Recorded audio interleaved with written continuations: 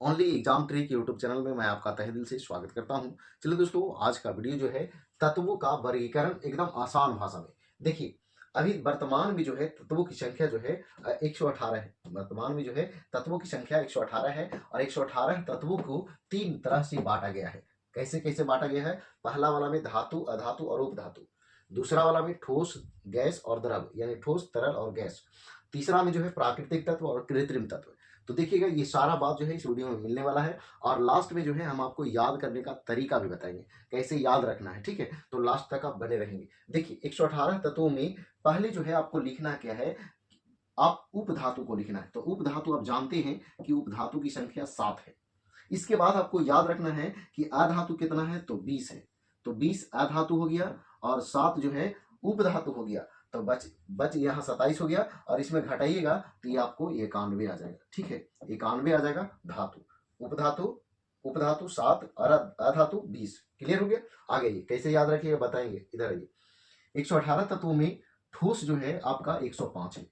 105 है। ठीक है, इसके बाद जो है गैसों की संख्या जो है कितना है, तो 11 है। और तरल कितना है, तो 2 है। तरल कितना है, 2 ठीक है, 2 तरल है। अब इसमें से तरल दोनों कौन कौन है, तो देख लीजिएगा। तरल जो है एगो है पारा। कौन है? पारा। दूसरा है कौन? ब्रोमीन है। ब्रोमीन कौन है? ब्रोमीन। ब्रोमीन। दूसरा कौन है? ब्रोमीन। और पहला जो है पारा। ये दोनों तरल है, ये दोनों पूछते रहता है। अब देखिए, प्राकृतिक तत्वों की संख्या कितनी है, तो ये 94 है। और इसके बाद कृत्रिम तत्वों की संख्या ये 24 है।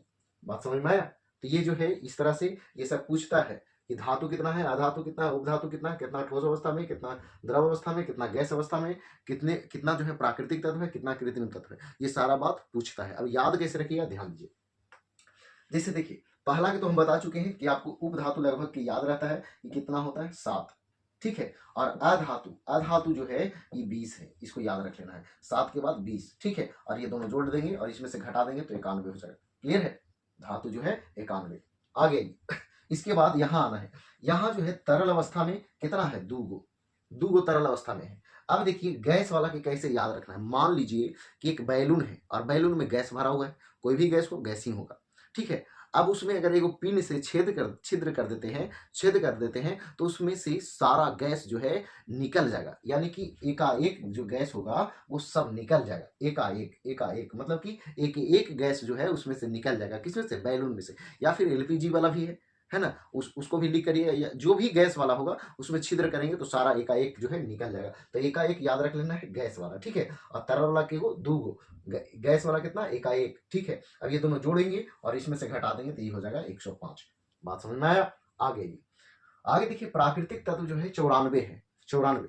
मान लीजिए प्रकृति, प्रकृति का देन, जिसे जो नेचुरल चीज है, जिसे मान लिया जाए कि कोई फसल है तो वो प्रकृति का देन है ना। तभी जो है अगर प्रकृति का वातावरण जो है, पर्यावरण जो है, जलवायु जो है ठीक ठाक नहीं होगा तो आप हम लोग जो है जो भी फसल खाते हैं वो नहीं हो सकता है। बात समझे? मान लीजिए कि किन्हीं के खेत में जो है तारबूज वगैरह या खीरा या ककड़ी या कुछ भी लगा हुआ है ना। तो वो चाहता है क्या कि अगर खाने का मन है और वहां पे जिनका है वो नहीं है, तब जो है दोस्त के कहते हैं क्या, चोराओ न बे। बे वो भाषा चलता है। ठीक है, चोराओ न बे, चौरानवे, चौरानवे, चौरानवे, चौरानवे, चौरानवे।